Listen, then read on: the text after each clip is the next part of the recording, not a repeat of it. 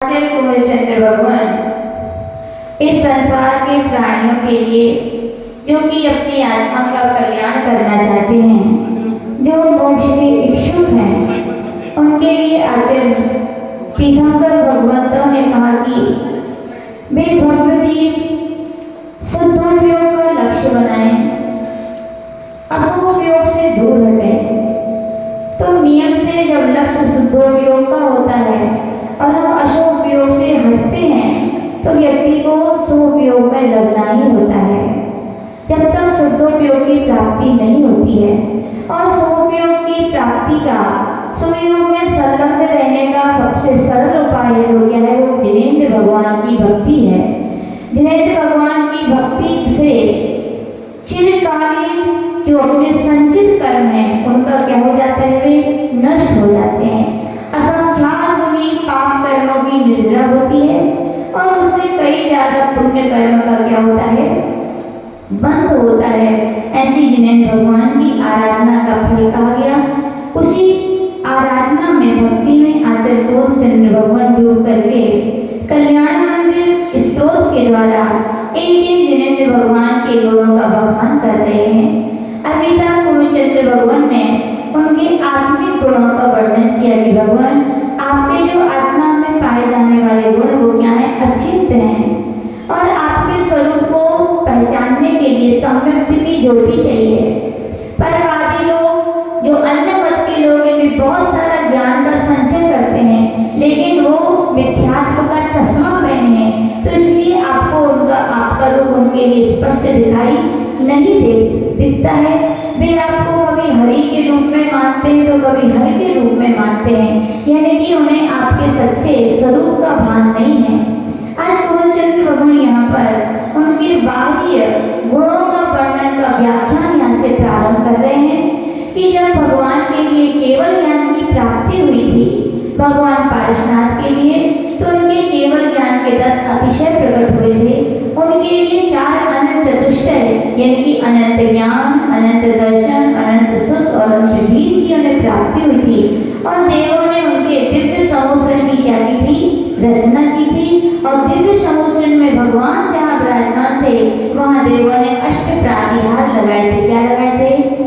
ये भगवान की बाह्य विभूतियाँ कहलाती, क्या कहलाती हैं, या बहिरंग लक्ष्मी कहलाती। क्या कहलाती हैं? लक्ष्मी 2 प्रकार की, जिसे आप लक्ष्मी कहते हैं वास्तविकता में वो तो मल है। क्या है? मल है। लेकिन लक्ष्मी कही जाती है तो क्या है, जिनेंद्र भगवान की लक्ष्मी अंतरंग लक्ष्मी और बहिरंग लक्ष्मी। अंतरंग लक्ष्मी भगवान के अनंत चतुष्टय कहलाते हैं और बहिरंग लक्ष्मी समोषण, प्रातिहार आदि कहलाते हैं। तो भगवान यहाँ पर आचार्य कुंवरचंद्र भगवान के केवल ज्ञान के होने के बाद जो उनकी बाहरी विभूति है, अष्ट प्रातिहारों में से पहला प्रातिहार कौन सा है? अशोक वृक्ष।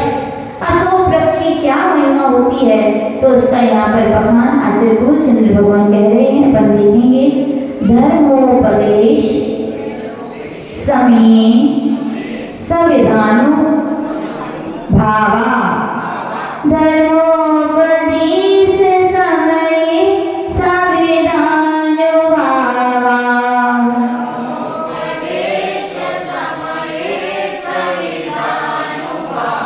दास्तान जनो भवति ते तरु रप्य शोका।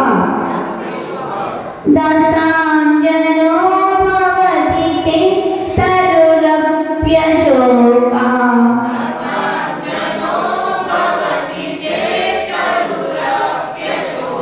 अभ्युत गते दिनपतौ समहि रुहोपि।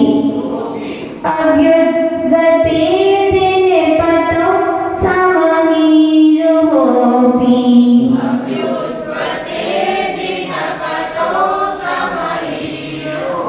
किम वा विबोध मुपयाति न जीवलोका।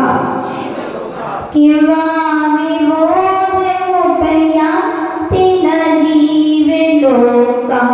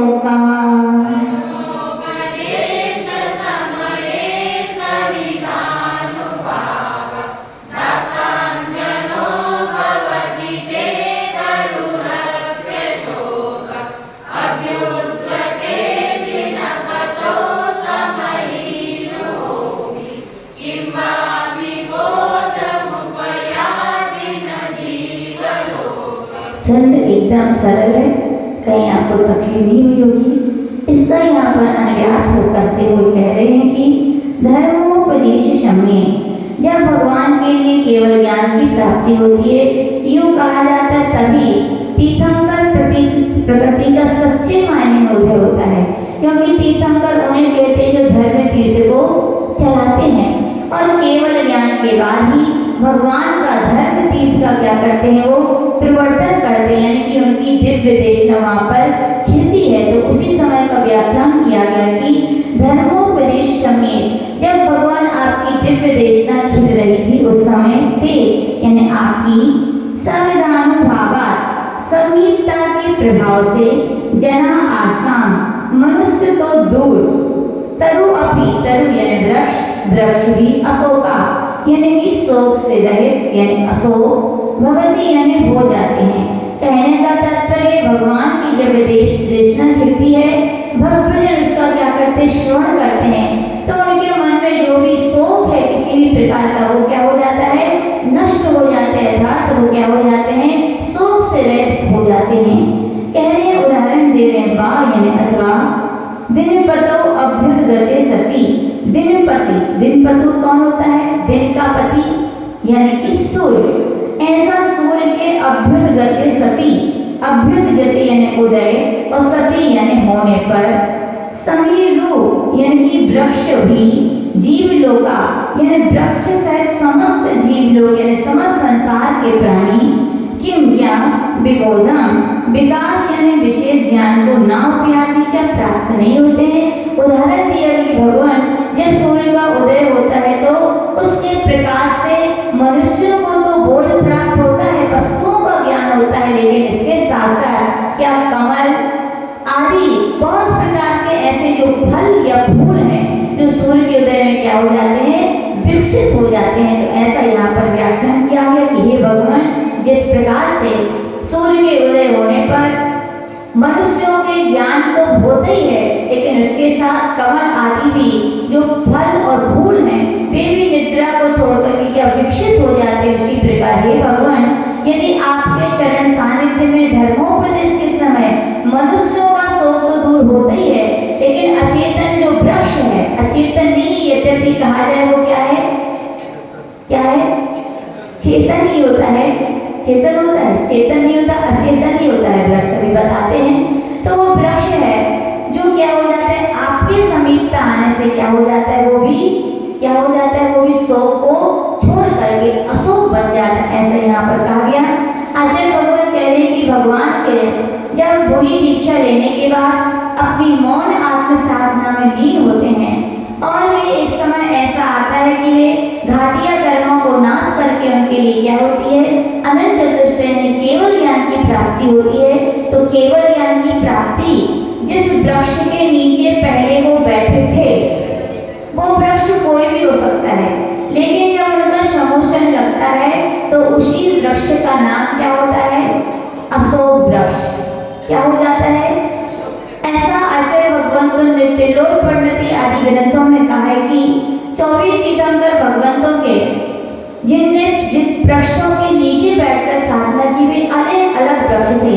जैसे कि आदिनाथ भगवान ने बट वृक्ष के नीचे केवल ज्ञान प्राप्त किया था, अजितनाथ भगवान ने सप्तपर्ण वृक्ष के नीचे, तीसरे नंबर के शंभुनाथ भगवान ने साल वृक्ष के, चौथे नंबर के अभिनंदननाथ भगवान के लिए सरल वृक्ष के नीचे, फिर पांचवें और छठवें नंबर के भगवान यानी कि सुमतिनाथ और पद्मप्रभु भगवान के लिए प्रियंगु वृक्ष के नीचे केवल ज्ञान हुआ था। सातवें नंबर के सुपार्शनाथ भगवान को शीश वृक्ष के नीचे केवल ज्ञान हुआ। चंद्रप्रभु भगवान को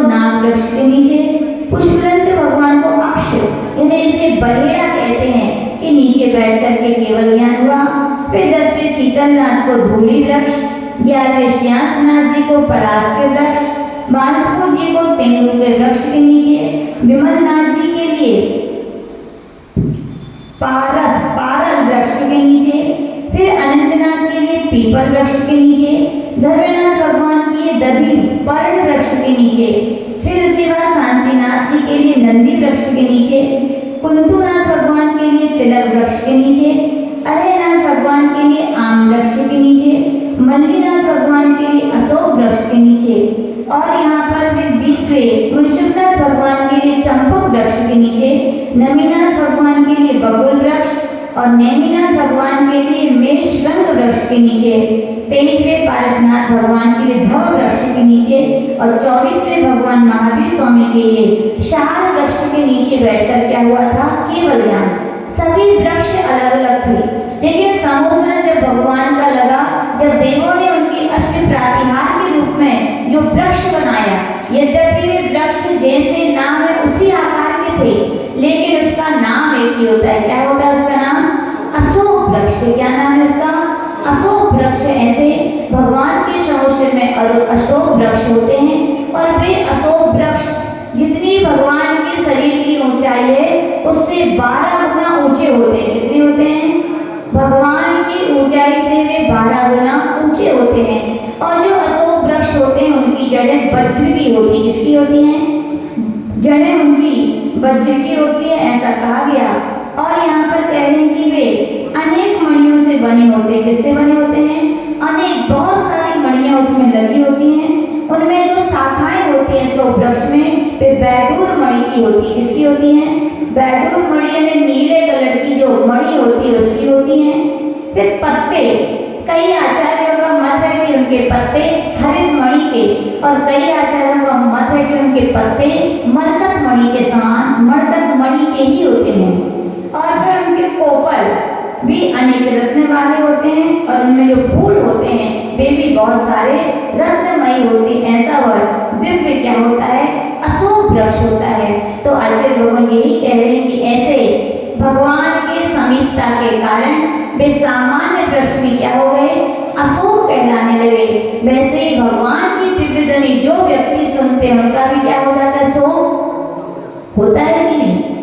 भगवान के तो पता नहीं, साक्षात तो नहीं देखा, लेकिन पंचम काल में जिनेंद्र भगवान के जहाँ पर जिनारे विराजमान है और जहाँ पर जिन बिंब विराजमान है उनके दर्शन करने से तो साक्षात अनुभव है कि नहीं?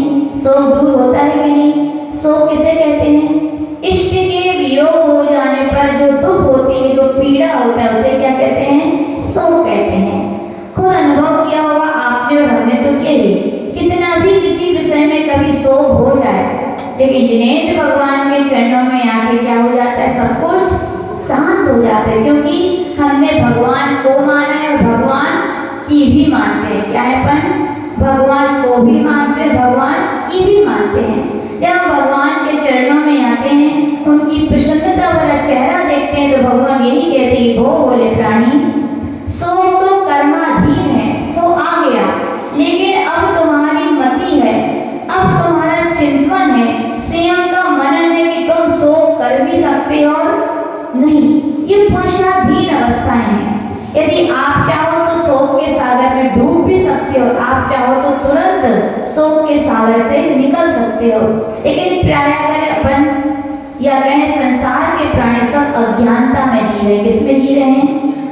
जिन वस्तुएं या जो वस्तुएं हमारी नहीं है हम उनको ही अपना माने हैं, और जब अपना मानते हैं तो उनका कभी वियोग हो जाता है। क्या हो जाता है? तो वो इष्ट है हमारे लिए, और उनके वियोग में क्या करते हैं? हम शोक करते हैं। क्या करते हैं? कभी कोई व्यक्ति भी होते हैं या वस्तु भी होती है कि नहीं? लेकिन जो ज्ञानी समझदार होते हैं उनके लिए सत्य सिद्धांत स्मरण है। उन्होंने अपने हृदय में धारण किया है कि इस धरा पर कोई वस्तु शाश्वत है क्या? कोई व्यक्ति शाश्वत है क्या? जिसका आज संयोग हुआ है उसका वियोग नियम से होगा, जिसका आज निर्माण हुआ है उसका नष्ट भी योग अवश्य होगा। जिसके अंदर ये सिद्धांत आ जाता है वो शोक के सागर में डूबते हैं क्या? नहीं डूबते। कभी कभी मानते हैं लोग व्यवहारिकता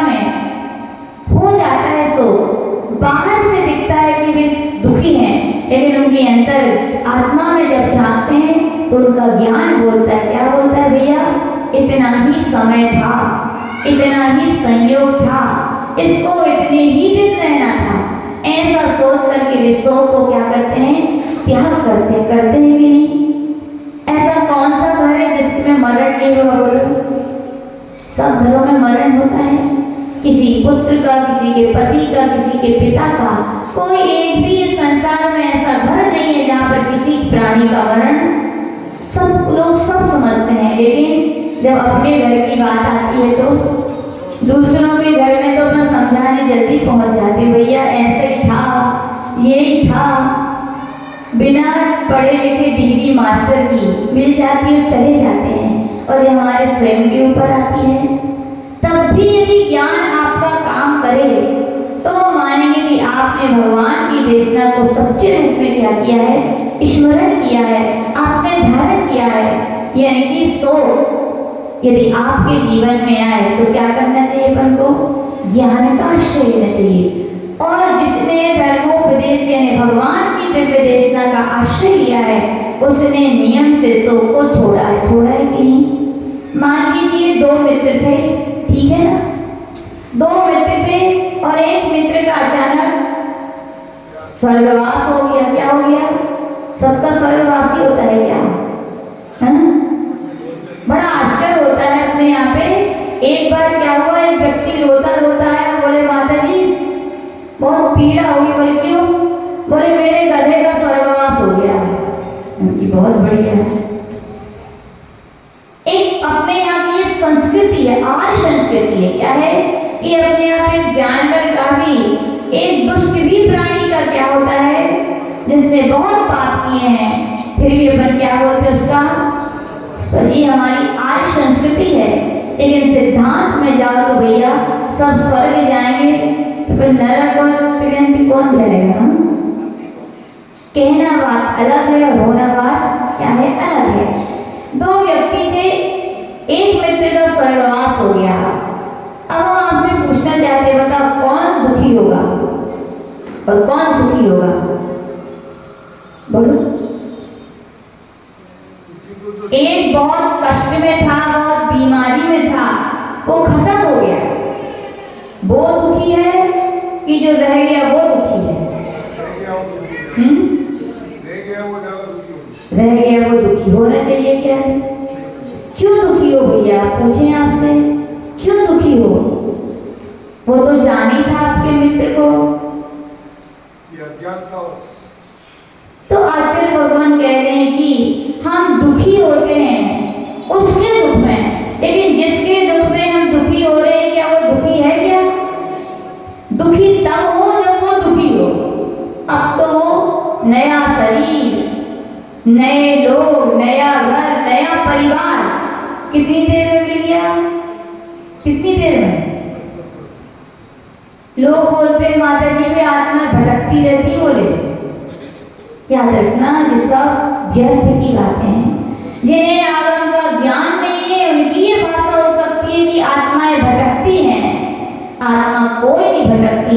अपने सिद्धांत में कहा गया कि एकम द्वै तीन वानाहार कहा, यानी कि एक समय, दो समय और ज्यादा से ज्यादा 3 समय, इतने समय तक ही व्यक्ति बिना शरीर के होता है। चौथे समय में नियम से उसके लिए नया शरीर की प्राप्ति हो जाती है। क्या हो जाती है, अब पूछो माता जी एक समय कितना बड़ा होता है, पूछो। एक समय यानी कि भैया अभिषेक भैया आपने आपकी पलक झपकी, कितने समय हो गए, असंख्यात, अनकाउंटेबल, कितने समय हो गए, आंख के झपकने में असंख्यात समय हो गए। तो सोचो 1, 2, 3 समय तो कितना छोटा हो। यानी कि अपन जब तक बोलते हैं ना, जानकारी करते हैं कि जो चले गए हैं कि नहीं है, डॉक्टर को बोला तब तक तो वे नया शरीर भी प्राप्त कर लेते हैं। यानी कि जो लोग कहते हैं कि उनकी आत्मा भटक रही है, कभी किसी की आत्मा ऐसे भटकती नहीं है। नियम से 3 बार शरीर, बस 3 समय लगते हैं उनकी नया शरीर प्राप्त हो जाता है। इसकी डरना मत। कई लोगों के घरों में क्या होता है, कोई खत्म हो जाए तो कितने दिन तक तो लोग बोलते हैं हवा से पर्दा भी हिले, अरे भैया ये तो है, वे तो है कि नहीं? कौन बोलता है चाहिए जिसको आगम का ज्ञान नहीं है। आत्मा ने तो नया शरीर प्राप्त कर लिया। बताओ, नया शरीर, नया सब कुछ सुख है कि दुखी है? हाँ, जिस व्यक्ति ने नया शरीर, नया परिवार, सब कुछ नया प्राप्त कर लिया, सुखी होगा कि दुखी होगा? सुखी हो गया ना। पर आप दुख मना रहे हो। वो ऐसो आराम से मजे से हैं, पर आप उनकी याद में रो रो के आंसू बहा रहे हो, वे चले गई, वे चले गए। अरे जाने से तो ये मानते कि दुख होता है। क्यों होता है दुख? उनके जाने का नहीं होता। जैसे हमारे गुरुदेव हैं, बड़ी पीड़ा है हम लोगों के लिए, वो चले गए, लेकिन क्यों? क्योंकि अब कौन हमारे लिए शिक्षाएं देगा, कौन हमारी गलती से हमें चेतेगा, कौन हमारे लिए बार बार पे निर्देशन देगा। ये सब बातें आती है तो क्या हो जाता है, बड़ा दुख और पीड़ा हो जाती है। लेकिन अंतरात्मा इस सत्य को भी स्वीकार करती है कि पूज्य गुरुदेव की इतनी थी, सो नहीं करते, क्या नहीं करते, लेकिन ज्ञान के साथ जीते हैं। किसके साथ जीते हैं? ज्ञान के साथ। तो आपसे भी यही कहना चाहते भैया, सबको जाना है कि नहीं, चाहे हम हो, चाहे तुम हो, चाहे हमारे परिवार के सदस्य हैं दूसरे के। किसी को जल्दी जाना है तो किसी को देर से जाना है। और आचार्य भगवान कह रहे हैं कि व्यक्ति तो एक समय में चला जाता है, लेकिन उसका शोक लोग कितने कितने दिनों तक करते बताओ। कई लोग तो जिंदगी भर रोते रोते निकाल देते हैं। हो सकता है वो तो स्वर्ग में चले गए, वहां पर जिनेंद्र भगवान की पूजन कर रहे, अर्चन कर रहे, दिव्य देशना सुन रहे, पुण्य कमा रहे, और आप क्या कर रहे हो? दुखी हो गए। असाता वेदनी कर्म के आश्रय का कारण दुख, शोक, तापा, क्रंदन। शोक करने से क्या होता है? असाता वेदनी कर्म बनता है, और असाता वेदनी कर्म बनेगा तो फल सुख रूप में मिलेगा कि दुख रूप में? दुख रूप में। क्यों? समझदार होकर के भी अपनी झोली में दुख के बीज बो रहे हो भैया। समझदार हो ना, सब सत्य को स्वीकार करो, मत अपने हाथों से अपने पैरों पर कुल्हाड़ी पटको भैया। सो करना है क्या है? अपने पैरों पर अपने हाथों से कुल्हाड़ी मारना है, यानी कि स्वयं को पीड़ा देना है, स्वयं को दुख के बीज बोना है कि आगे भी जाके आप क्या हो गए? बीज दुख के हैं तो फल किसके मिलेंगे बोलो? अरे भैया, मानते हैं कि जब गए तो चले गए, समय निकलता है तो क्या करना चाहिए? अपन को भी अपने ज्ञान का आश्रय लेना चाहिए। यही सोचना चाहिए भैया वे अच्छी गति में गए हैं और उन्होंने अच्छी प्राप्त की, तो हम भी कुछ ऐसा करें। क्या करें? हम भी यहाँ पर रह करके क्या करें? धर्म करें, साधना करें। कई महिलाएं पूरे सालों साल शोक उनमें निकाल देती हैं। श्रीमान जी चले जाए, निकाल देते हो कि नहीं? समझदारी है कि ना समझदारी? ना समझदारी। कह रहे हो ये सब जी? बहुत परिवर्तन आ गया। हाँ, हाँ, अब क्या करना चाहिए? कई लोग मंदिर ही नहीं जाते और तो भगवान को कोसते हैं, भगवान ने हमें ही तो काय करो। अरे भैया, भगवान जैसे कोई न्यायवान है क्या? और भगवान तो न्यायवान भी नहीं है, अन्यायवान भी। जो करना तो कर लिया, अपना वे न्याय करते हैं ना अन्याय करते हैं। जो कुछ कर रहे हैं तुम्हारे कर्म कर रहे हैं। क्या कर रहे हैं? क्यों होती है जल्दी लोग विधवा? कभी सोचा किसी ने? पढ़ो ग्रंथों को। जो रात्रि भोजन निरंतर करते रहते हैं, रात्रि भोजन में स्पष्ट कहा गया ग्रंथों में, वहां पर अन्न, पेय, लेय और स्वाद चारों प्रकार के यहाँ पर आहार का त्याग किया जाता है। वास्तविकता में वही रात्रि भोजन है। लोग पेट भर भी शाम को खा लेते हैं। बोले अन्न का त्याग है हमारा, तो किसका त्याग है? और बढ़िया काजू किशमिश और फल ले आओ। अरे भैया, अनंत भाव से कितना खाया, कितने भूखे हो? शाम को भी पेट भर लियो, फिर भी क्या चाहिए? सब्जी, दूध नहीं पियोगे तो क्या गाड़ी नहीं चलेगी क्या? याद रखना, पूज्य गुरुदेव बोलते थे ज्यादा से ज्यादा 30 साल तक ही शरीर में ऐसी प्रक्रिया चलती है कि शरीर पौष्टिक होता है और 30 साल के बाद शरीर आपका बन चुका है। क्या बन चुका है? अब आप उसको एक टाइम भी खिलाओगे तो भी चलेगा कि नहीं? देख लो माता जी लोगों को, चल रहा है कि नहीं? दौड़ रहा है, रोज भी आहार नहीं कर रहे, 3 दिन उपास, 2 दिन उपास, चल रहा है कि शरीर की नहीं? ये अपनी मानसिकता है कि हम नहीं पिएंगे दूध तो नींद नहीं आएगी, नहीं खाएंगे कुछ तो बीमार हो जाएंगे। ये क्या बना रखी है अपन ने? मन का ये कीड़ा है जो अपन ने पाल रखा है। वास्तविकता में शरीर आपसे नहीं मांगता, आपकी इच्छा और आपकी आसक्ति आपसे मांगती है। आपके इतना कंट्रोल नहीं है कि मैं ऐसा करूं, लेकिन शक्ति है कि नहीं है? है भैया। तो यहाँ पर कह रहे हैं आचार्य भगवान की क्या? रात्रि भोजन जो महिलाएं निरंतर करती हैं, तो ध्यान ऐसे लिखिए फल कि जिनके जीवन में रात्रि भोजन का त्याग नहीं है वे ऐसी जल्दी विधवा हैं। बहुत सारे लिखे हम पढ़ के नहीं आए, लेकिन इतना हम जरूर बताते हैं जो यानी धर्म का पालन नहीं करते हैं उनके साथ ऐसा होता है। बहुत सारे कारण हैं, बताएंगे कभी और। तो आचार्य भगवान यहाँ पर कह रहे हैं कि भैया जैसे कर्म किए थे तो फल वैसे ही तो प्राप्त होगा। और जब फल हंसते हंसते कर्म बांधते हैं लोग, बांधते हैं कि नहीं? और जब समय आता है तो रोना पड़ता है। और सम्यक ज्ञानी क्या करते हैं? फूक फूक कर कदम रखते हैं। क्या रखते हैं? हम कोई ऐसा कार्य नहीं करेंगे कि हमारे जीवन में ऐसा उदय आए। क्या करते हैं वो? और यदि कर्म का उदय आता है तो भी एक एक कदम ज्ञान के साथ रखते हैं। किसके साथ रखते हैं? अब फल है, भोगना तो पड़ेगी, और भोग नहीं है। अब कोई चला गया तो लौट के आने वाला है क्या? बोलो, रहना तो ही। तो इसका अच्छा है शोक छोड़ के अपन क्या करें? धर्म की और साधना करें, धर्म के कुछ ऐसे अच्छे और काम करें, अच्छी जाप करें, अच्छी पूजन करें, अच्छे पाठ करें। जितना ज्यादा से ज्यादा समय क्या है अपन धर्म ध्यान में निकालें। हम तो कहते खुश होना चाहिए, और इसलिए नहीं कि वे चले गए, इसलिए कि मुझे अब कम से कम एक काम जो हमारा कर्तव्य था उससे छुट्टी तो मिली। सही ज्ञान आपको पता होगा, अपने यहाँ गणेश प्रसाद वर्णी जी हुए, उनके विषय में हम लोग ने उनका जीवन चरित्र पढ़ा। तो उनकी वो पढ़ाई के लिए कहीं बाहर गए थे, पहले किसी जल्दी शादियां हो जाती थी, तो किसी अचानक उनकी पत्नी का क्या उनकी इच्छा थी कि मैं बैराग धारण करूं, लेकिन जब तक समझदारी है, जब तक बंधन में वे बन चुके थे, लेकिन फिर भी वो अपने बैराग ज्ञान में दृढ़ थे। बाहर पढ़ने गए, एक दिन उनको पत्र प्राप्त हुआ, उसमें लिखा था आपकी श्रीमती जी का, बोले क्या? बोले वो अच्छा हुआ, एक बंधन से मैं मुक्त हो गया, अब मैं निराकुल होकर के अपनी धर्म साधना करूंगा।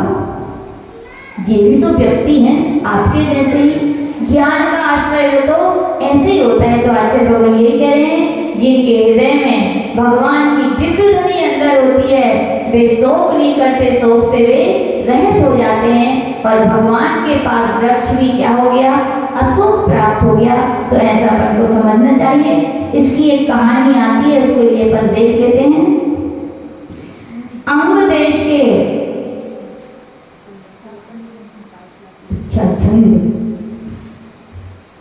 पार्श्वनाथ की गुण गाथा सब मिलकर गाओ रे। पार्श्वनाथ की गुण गाथा सब मिलकर गाओ रे। पार्श्वनाथ की गुण गाथा सब मिलकर गाओ रे। पार्श्वनाथ की गुण गाथा सब मिलकर गाओ रे। प्रभु की भक्ति ओहो प्रभु की भक्ति भाव पार लगाए। पार्श्वनाथ की धर्म देश ना घड़ी में पास, शोक हटे तरु नर का खास। धर्म देश ना घड़ी में पास, शोक हटे तरु नर का खास। शोक बने प्रभु भर के दास, अशोक बने प्रभु भर के दास। सूर्योदय की बेला में तरु सहित जन मेला में। सूर्योदय की बेला में तरु सहित जन मेला में। क्या बिच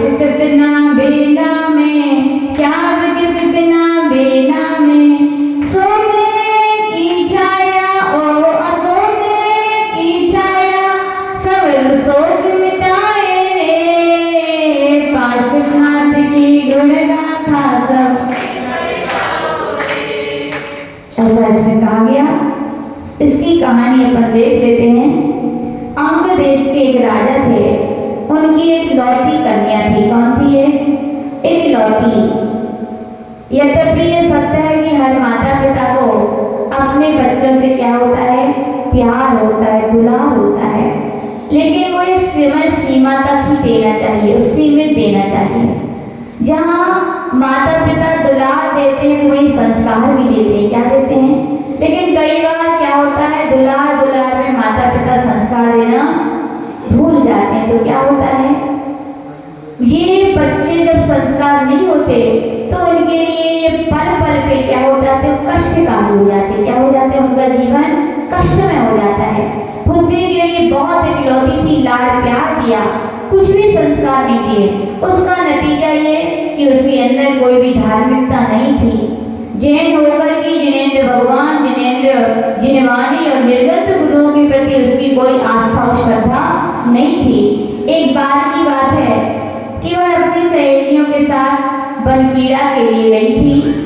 वहां पर अचानक एक वृक्ष के नीचे एक दिगंबर मुनि महाराज वहां पर क्या है? ध्यान साधना में बैठे हुए थे।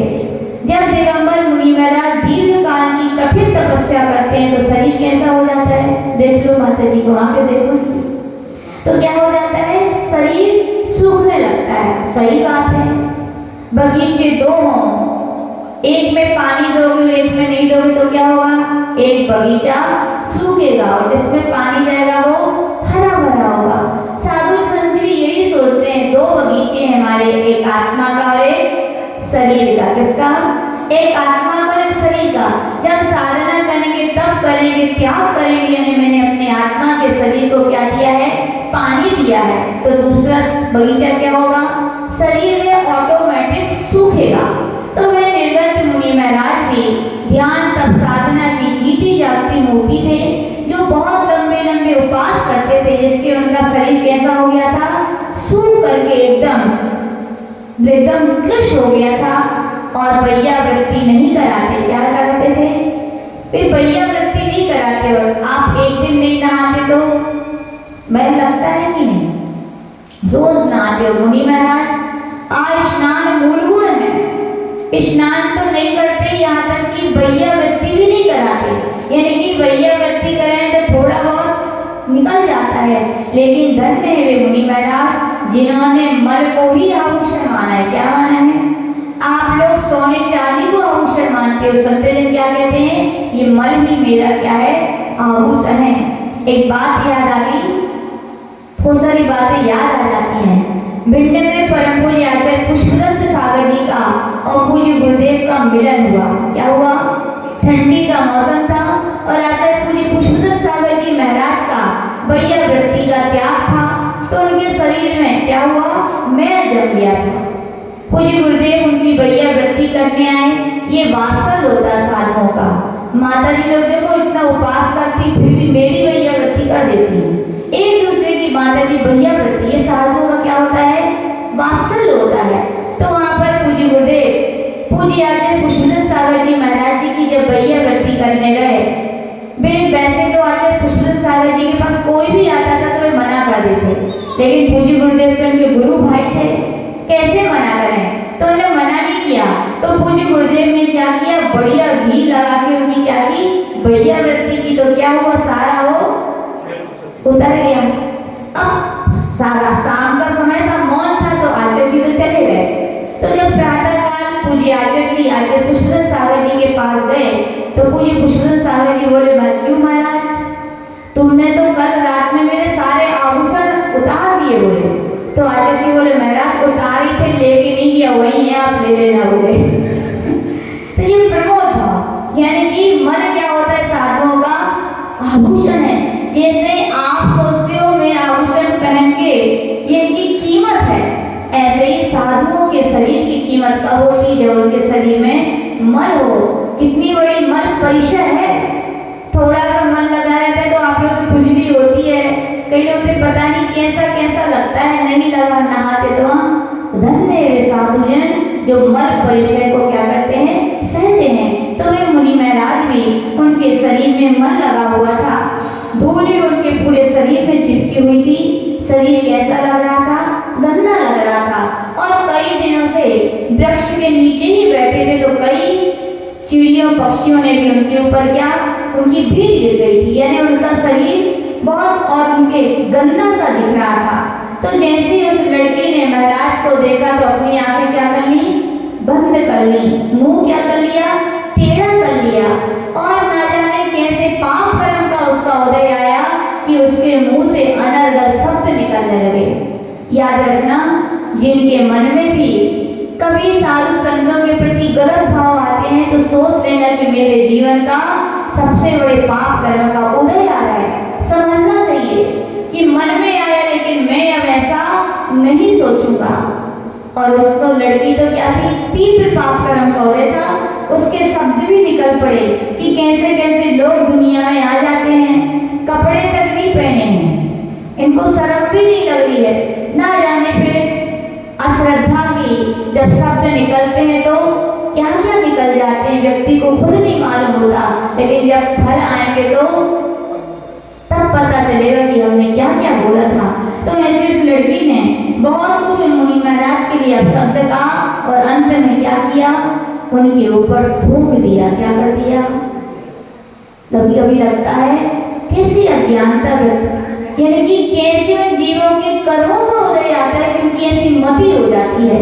मति नहीं कहती, कुमति होती है। तो वहां पर वो लड़की तो चली गई, लेकिन जैसे ही वो महल में लौट कर आई, क्या हुआ? उसका तबीयत खराब। या रखना, संतजन किसी का अपकार के बदले कभी किसी को अभिशाप नहीं देते, लेकिन व्यक्ति ने जो किया है, यूं कहा जाता है कि जिनेंद्र भगवान निर्गत गुरुओं के प्रति जो अपन निंदा करते हैं, खराब बोलते हैं, उनके प्रति गलत व्यवहार करते हैं, उससे निधत्य और निकांक्षित कर्मों का बंध होता है। जो कर्म कभी नहीं बनते और ऐसे उनकी स्थिति होती 70 कोड़ा कोड़ी साल की। कितने?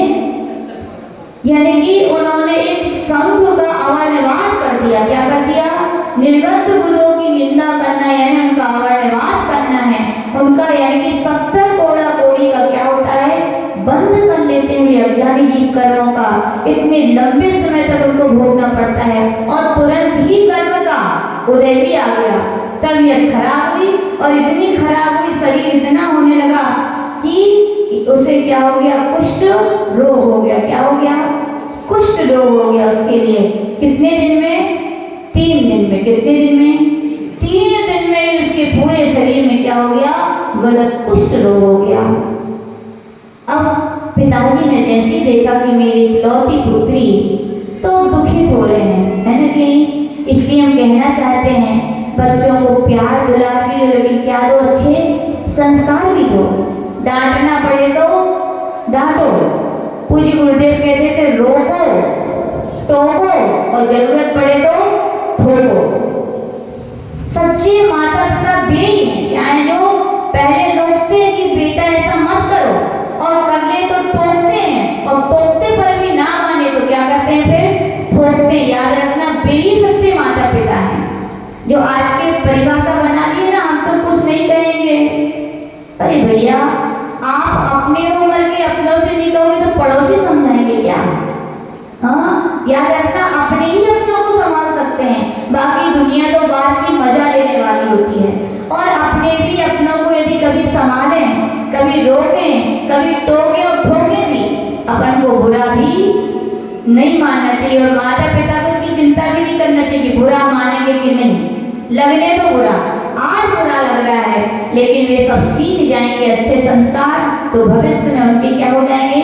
वे एक वरदान बन जाएंगे। तो आचार्य भगवान कह रहे हैं कि अपने लिए बच्चों को जन्म भी देना चाहिए, तो क्या देना चाहिए? उसके साथ अच्छे संस्कार भी देना चाहिए। वे ही सच्चे माता पिता हैं। अब उनके पिता दुखी हो रहे हैं कि काश मैंने अपनी बेटी को धर्म के संस्कार दिए होते, काश मैंने जिनेंद्र भगवान निर्गत गुरुओं की महिमा बताई होती, उनके स्वरूप को समझाया होता, उंगली पकड़ के उनको उनके पास ले गया होता, तो आज ये नौबत आती क्या? नहीं आती है। दुखी हो रहे हैं उनके पिता। और ऐसे राजा ने जैसी पुत्री को देखा ये क्या हो गया, तो उनकी सहेलियों ने बता दिया कि हम लोग वन कीड़ा के लिए गए थे, वहां पर इसने ऐसे ऐसे किया। पिता तो पिता थे, पिता होने के साथ साथ प्रजा के राजा थे। उन्होंने यही कहा कि हे बेटी, तू जिस कुल में उत्पन्न हुए वहां तो निर्गत गुरुओं की भक्ति होती है, सेवा होती है। तुमने मेरे कुल को क्या कर दिया? कलंकित कर दिया। जिस देश के राजा की पुत्री ऐसी होगी तो उसमें प्रजा में क्या संस्कार पड़ेंगे? तूने ये क्या किया? बहुत गलत किया है। जैसे ही वो सुनती है, अब जब फल मिलता है तो पश्चाताप तो होता ही है। अच्छा तो यही है कि पश्चाताप कर्म करने के पहले ही कर लेना चाहिए, सोच लेना चाहिए। लेकिन जो व्यक्ति नहीं समझ पाते तो पश्चाताप तो होता ही है, होता है कि नहीं? अब बेटी को जब कुष्ठ रोग हो गया, उसे बहुत पश्चाताप हुआ कि मैंने ये कैसा जघन्य अपराध कर दिया। उनके पिता महाराजा उन्हीं महाराज के पास उसे ले जाते। कहाँ ले जाते हैं? जिन महाराज की क्या किया था, उन्होंने अभिनय किया था, उन महाराज के सामने बैठ जाते हैं और राजन बोलते, भगवान मुझे क्षमा कीजिए, मेरी पुत्री को क्षमा कीजिए। महाराज आंख खोलते और क्या दोनों के लिए क्या देते हैं? आशीर्वाद देते हैं। ये है निर्गंध गुरुओं का संभाव। उनकी नजर में ना कोई शत्रु है, ना कोई मित्र है, ना कोई उपकारी है, ना अपकारी है, सबके लिए समान। यानी कि राजा के लिए आशीर्वाद दिया सो दिया, पुत्री के लिए भी क्या दिया? धर्म प्रति का आशीर्वाद दिया। तो पुत्री तो क्या हुई? अब तो उसकी आंखों से झर झर झर पानी बहने लगा कि धिक्कार मुझे कि ऐसे सच्चे निर्गंध वीतरागी मुनि महाराज जिन्हें दुनिया से कुछ नहीं लेना देना, अपनी आत्मसाधना करते, मैंने उनका क्या कर दिया? अभिनय कर दिया। भगवान मुझे क्षमा कीजिए। जब मुनि महाराज ने क्या किया? उन्हें यही कहा कि तुम कल्याण मंदिर स्तोत्र है, उसमें 19 नंबर का छंद है, उसकी तुम क्या करो? विद्धि जो मंत्र है, ओम ह्रीं अरं नमो अक्षी गद नाशयानम आकाशगामिनम ओम ह्रीं अशोकतरु प्रातिहार्यो शोभिताय श्रीपाशनाथ जिनाय नमः। इस प्रकार की जो जाप है उसकी क्या करो तुम?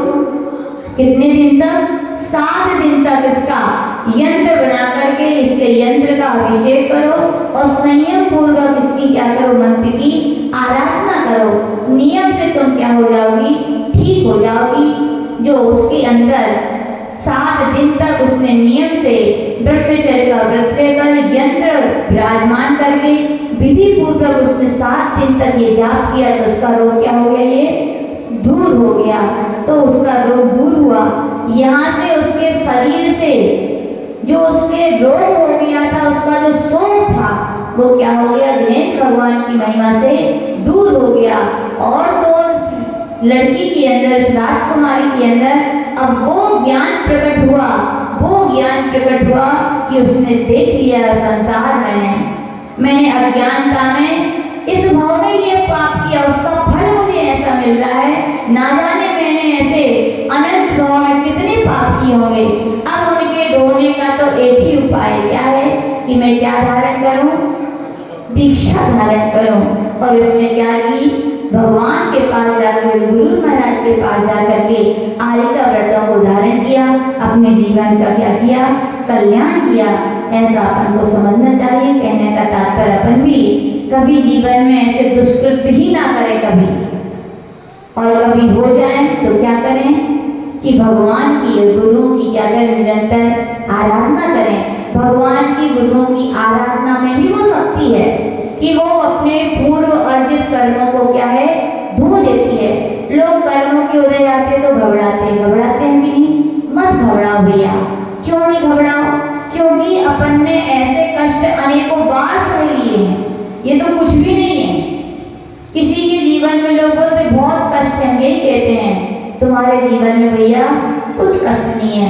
और भी संसार में ऐसे प्राणी हैं जो बहुत दुखी हैं, बहुत पीड़ित हैं, कि नहीं? उनको देखो। और उनको नहीं देख पा रहे हो तो जिनवाणी कह रही है कि भैया ऐसे कष्ट इससे भी कई गुना ज्यादा आपने क्या है? सहन किए हैं। जब वो सहन कर लिए तो ये भी क्या करो?